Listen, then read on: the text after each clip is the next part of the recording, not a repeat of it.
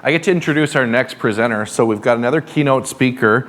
Dan Schultz is a seasoned marketing strategist and Agtech Psychotherapist. I don't know what that is, but we'll learn, I'm sure. He helps agricultural businesses navigate change, sharpen their strategy, and build for long-term success.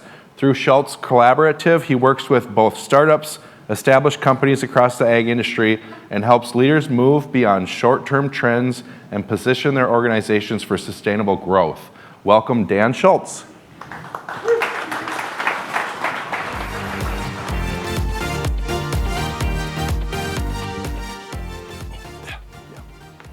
Should probably grab the clicker, I suppose. Thank you guys so much. Is this on? Can you hear me? Good? All right, good. The lights are blinding. All right. So my name's Dan Schultz. I am an Agtech Psychotherapist. I call myself that because it's weird.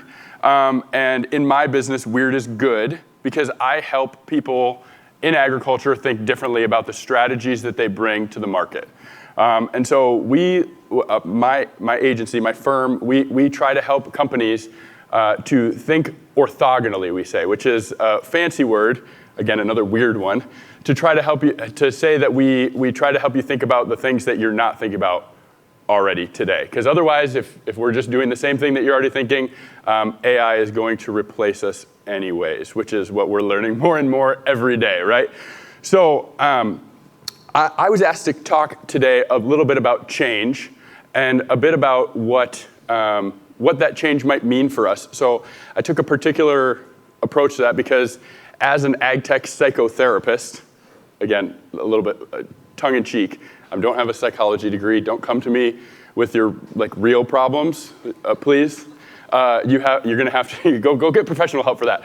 But I can talk to you about marketing, and I can talk to you about thinking differently in business. And so what we do is we redefine what marketing is. It's a unique approach to business that says we're going to look at the lifetime of the customer.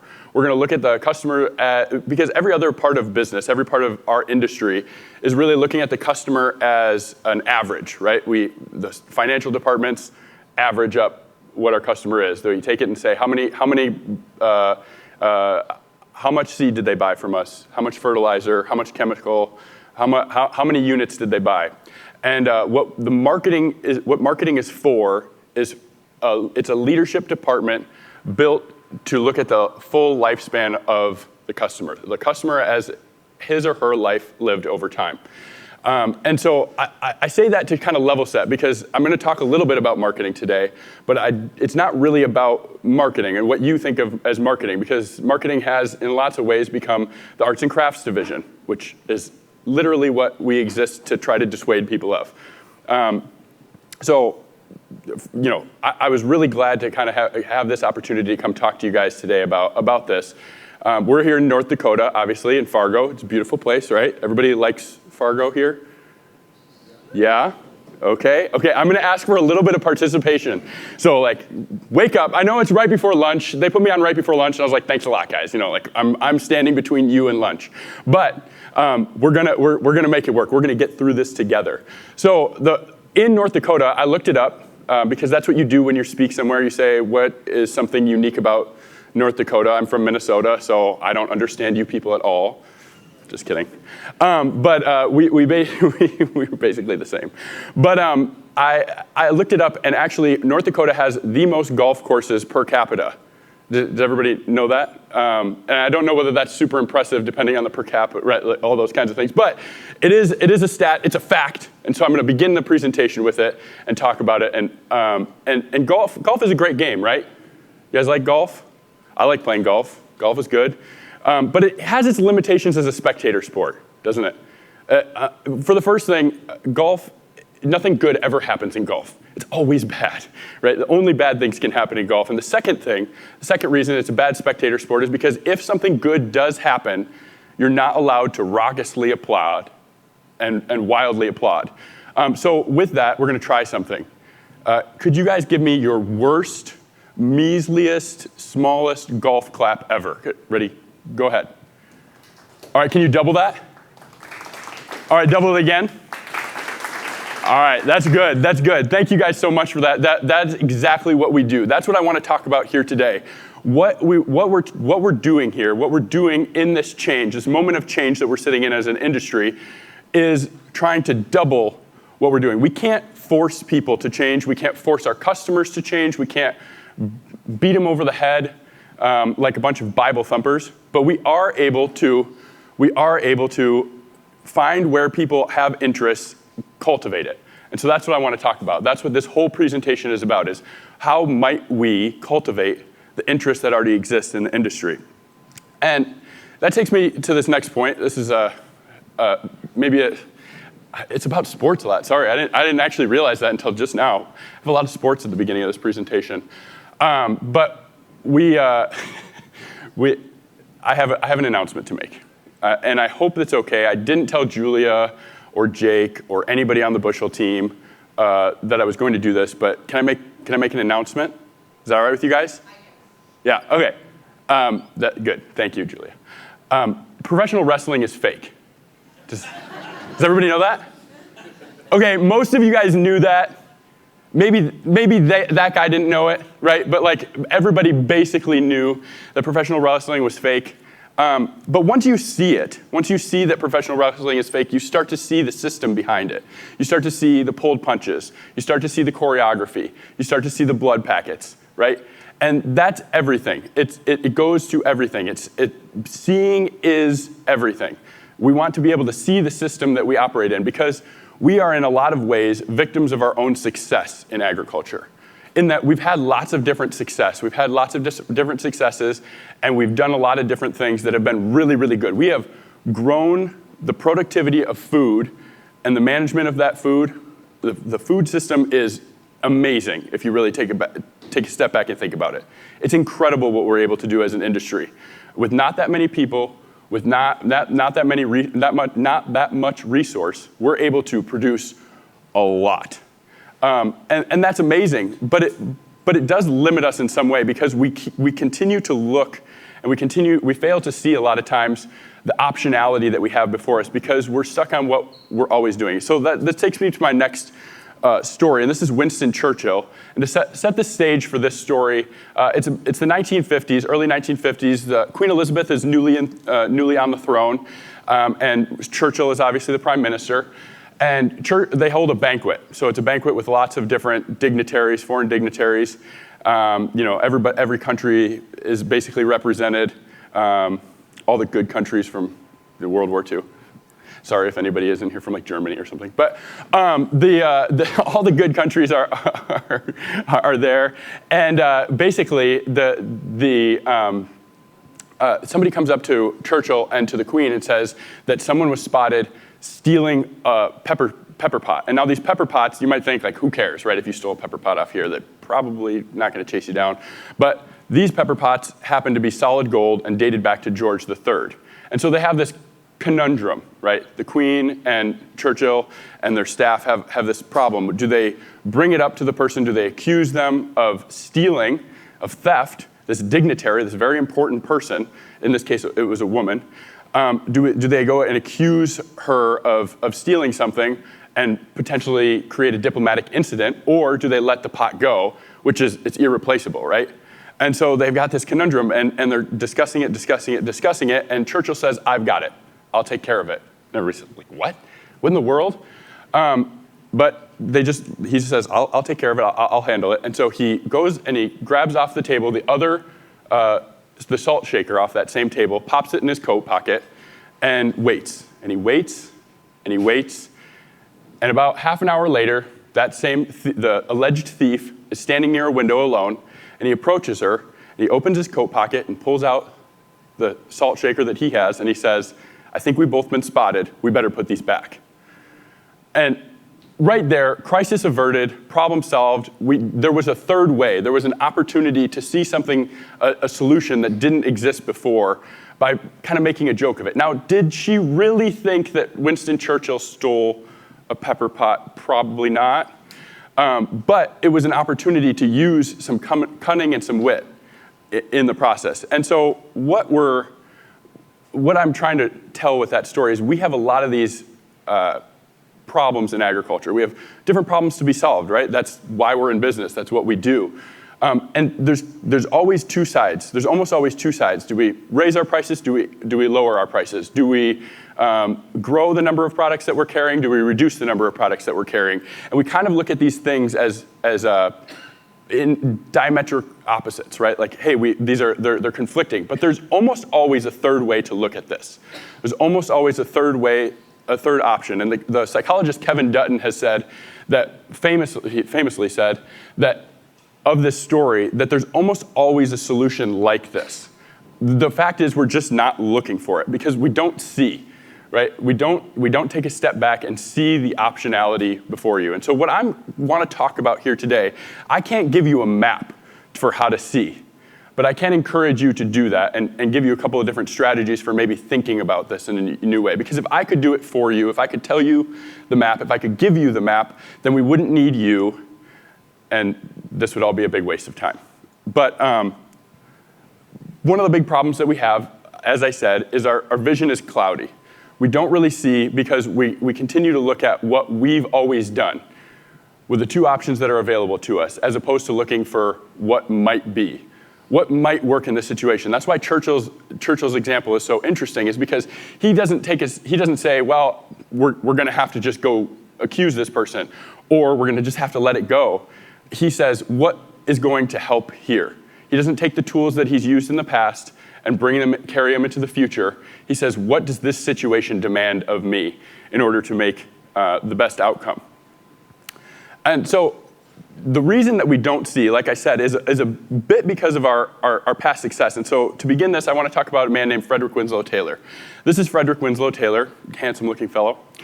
And he made us all rich. Frederick Winslow Taylor did. He came out with something called scientific management. And what scientific management did is it took manufacturing, it took building of products, processes, and systematized it. It's systematic management, scientific management. And he worked with the Henry Fords of the world. Everybody knows who Henry Ford is. And Henry Ford was able to take Winslow Taylor's ideas and apply them to Ford and create enormous amounts of benefits for both customers and for us here today, all of those who drove here today. And the reason for that is basically Henry Ford was able to go to the workers of Detroit and he was able to say, man, if you've been making 50 cents a day, I can pay you $5 a day. Now, how was he able to do that? How was he able to do that? He was able to do that because of the assembly line, right? And the assembly line says, do it faster, do it the way you've always done. And so we took this ideology and we actually put it into every single part of our industry. And so it became do it faster, do it faster, do it faster, do it the right way, take out the risk, take out anything that you're doing wrong, obviously improve. And it kind of led to this whole, it spread across every industry, especially it permeates agriculture today, is like do it faster, do more, do it faster, do more. And right, like Lucy can't keep up. And it's like that is sort of where we are today, which is that we've optimized ourselves, we've branded ourselves into a lot of trouble. This is the Ford plant at River Rouge. This is an amazing feat of manufacturing. I mean, you brought raw materials in one end and you left with a Model T, right? Model T came out the other end. And so this is essentially the way that the economy has worked for the last 80 years. But I'm here with a whole string of bad news about this. And the question I would ask here of everybody is, when did they industrialize what you do? When did that happen? Because we've been doing this for a really long time. Like I said, it's 80 years.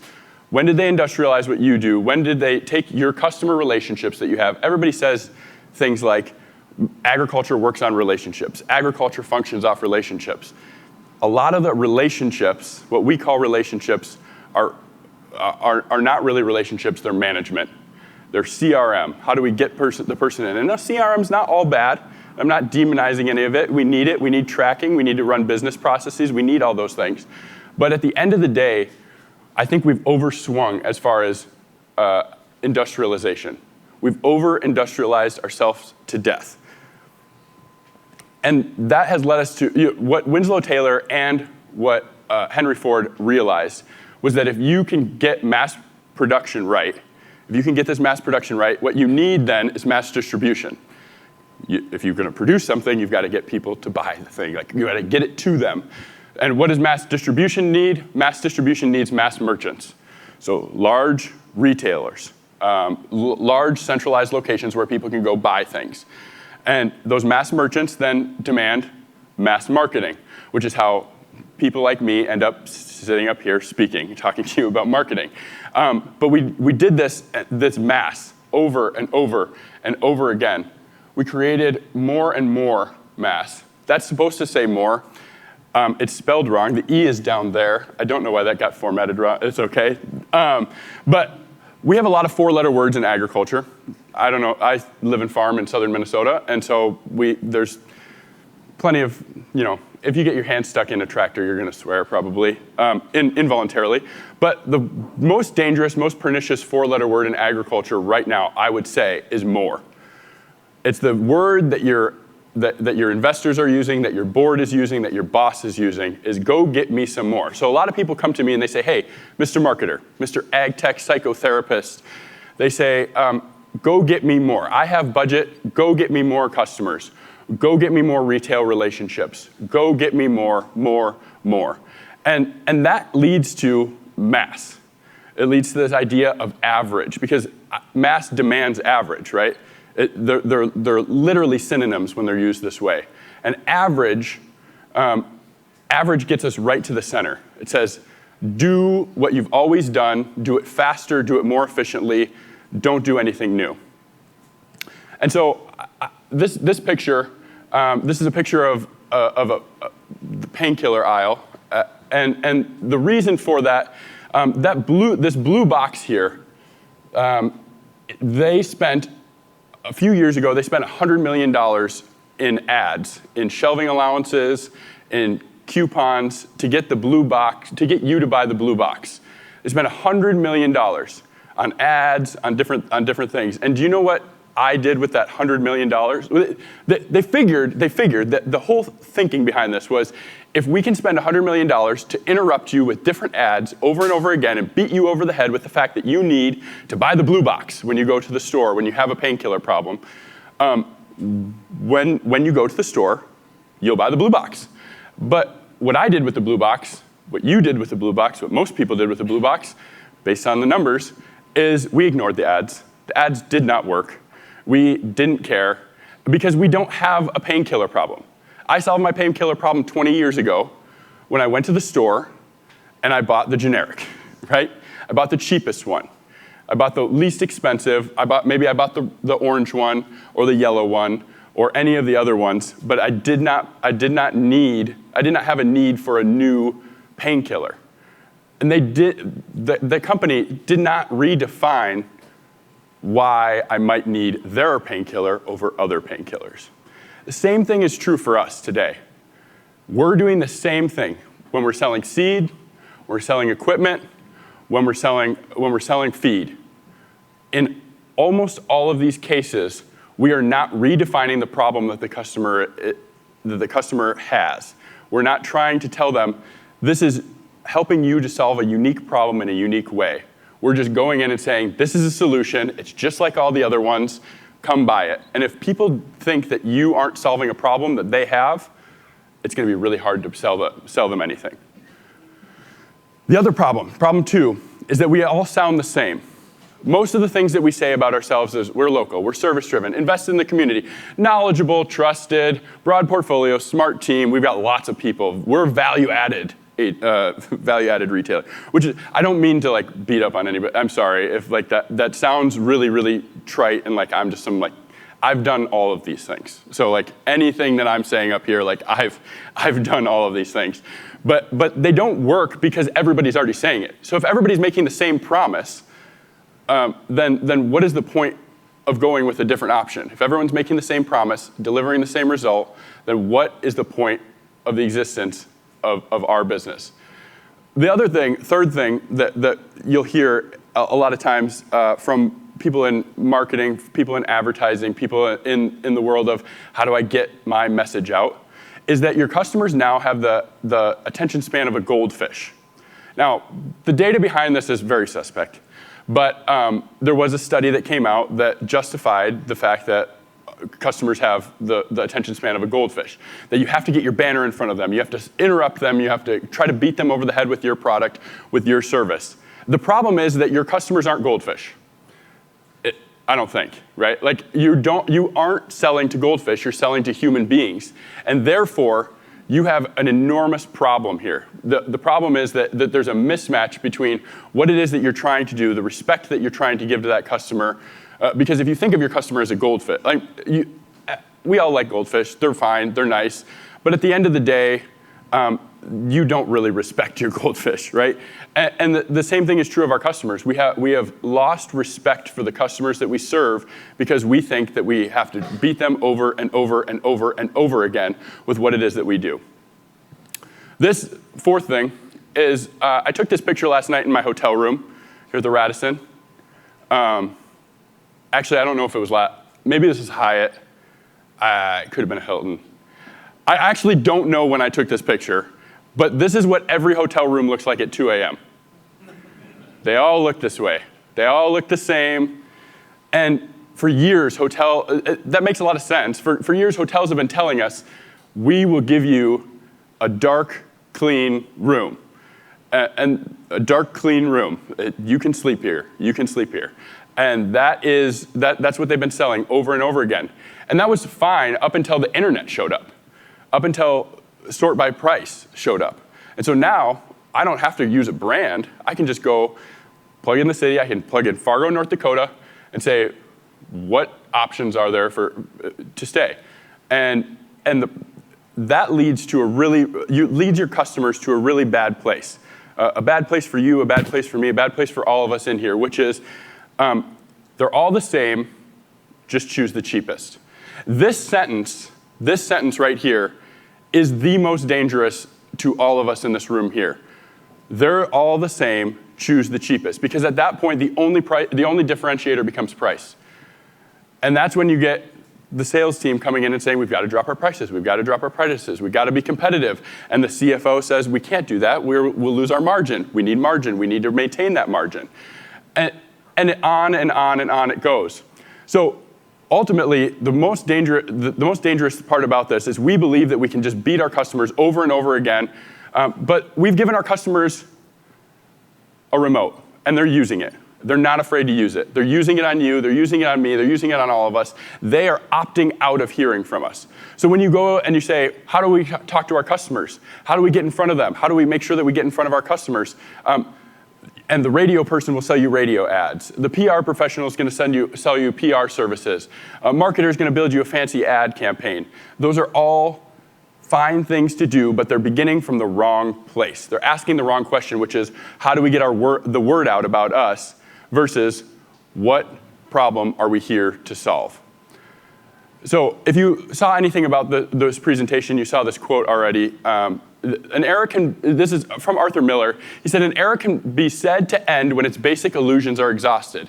And I would argue, based on the conversations that I have with my neighbors, that I'm having with all the farmers who are in my life, that the era of industrial agriculture has to some degree come to an end. It's because some of the illusions that we've had have been exhausted.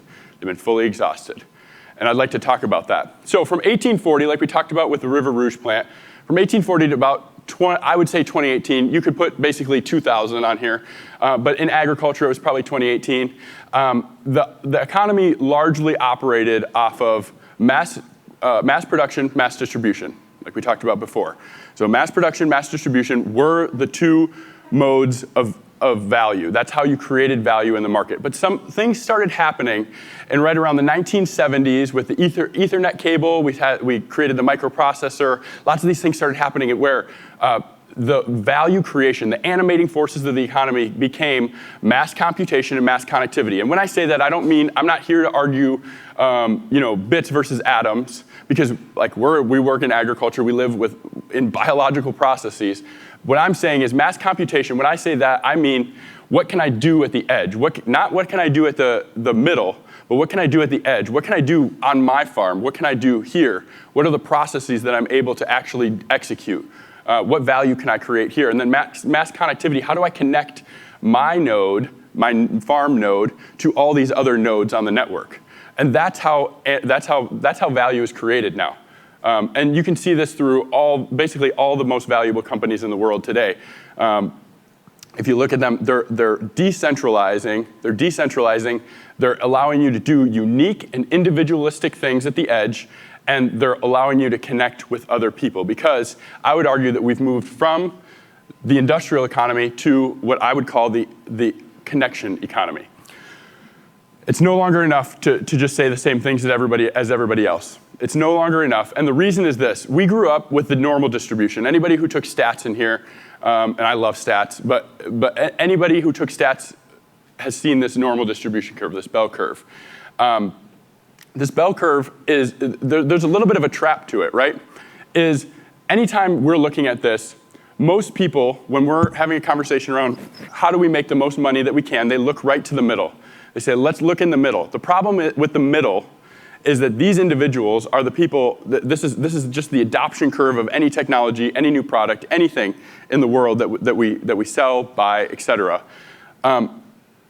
Anybody in the middle is not frustrated. They're not interested enough to try to something different because they're already satisfied.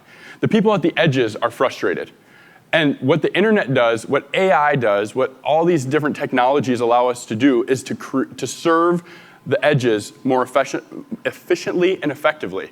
Allow us to do things that service those edges. They allow us to serve the weirdos because, like I said, weird in my world is a good thing. We're looking for because if you look, again, to talk about all those companies that are super successful, all the companies that have benefited, they all start small. They start with the edge cases, the unique. What's different about us? What's different about the customer that we serve and the solution that we allow them to get based on the conversation with us, based on interacting with us? When we engage with somebody, what do they get out of it? And if it's the same as everybody else, then you're fighting for the middle, and you're going to die because there's just not an opportunity to penetrate that middle. Those people just aren't looking for you. They're not interested in you. So go to the edges. What can you do that's unique? What can you do that has not been done before? And this is really a really hard thing to understand in our engineering culture because we have a really strong engineering culture, especially here in the Midwest. We have a really a great storied history of engineering, which is fantastic. I mean, we've benefited from that a lot, like I said before. But we've looked for how do we do it right? How do we do it right? How do we do it right? And what we need to ask more is how do we do it interesting? Because what those people on the edges are looking for is interesting, not necessarily right.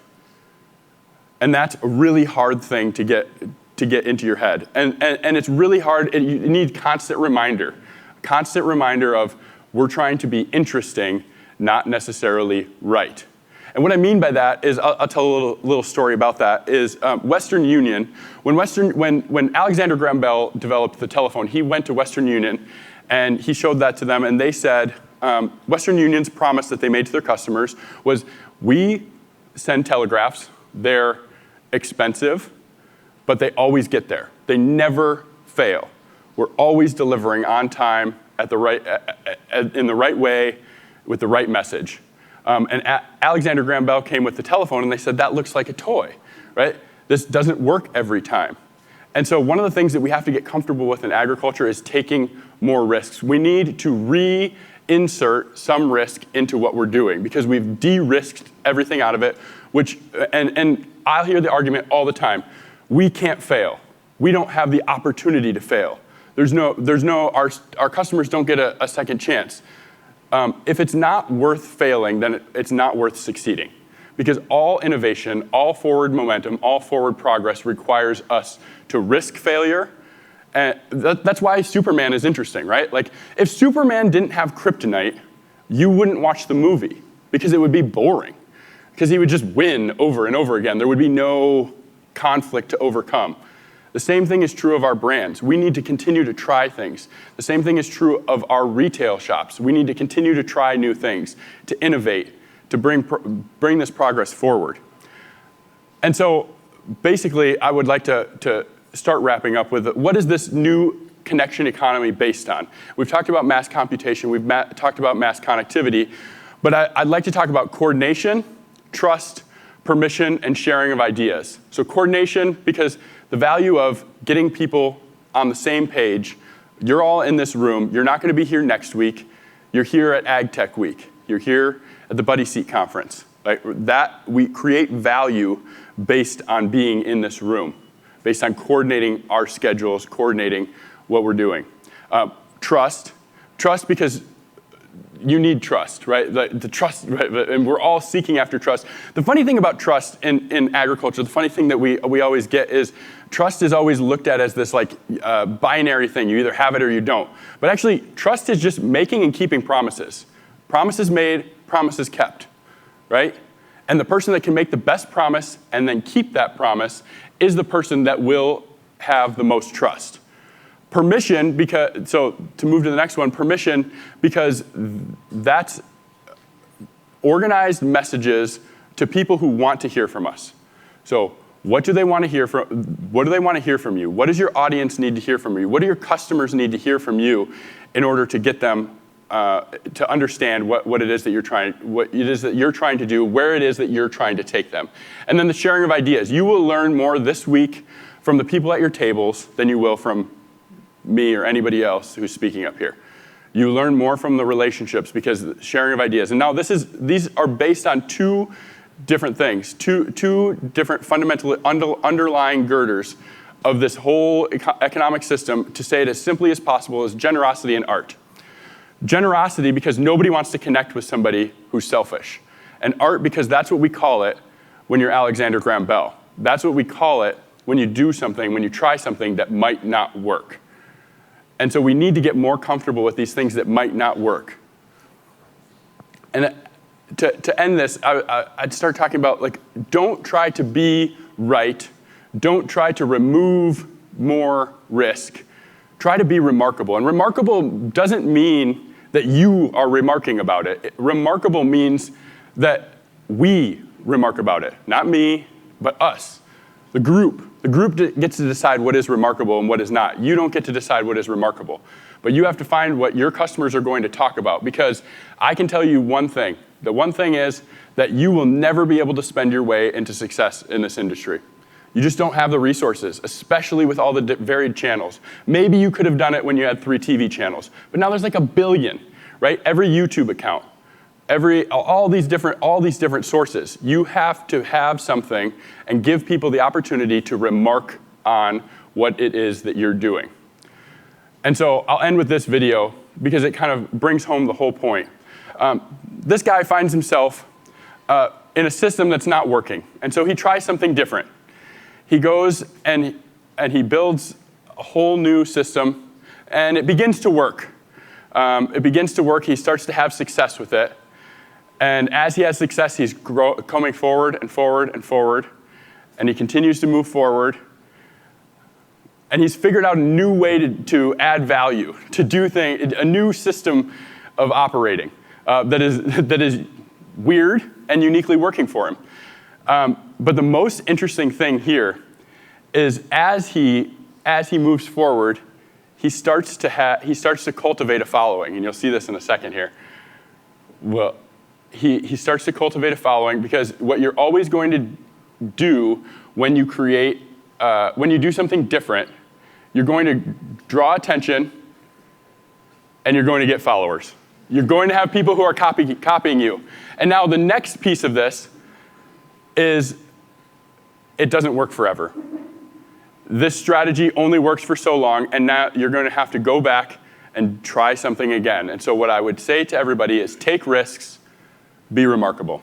Thank you, guys. Appreciate it.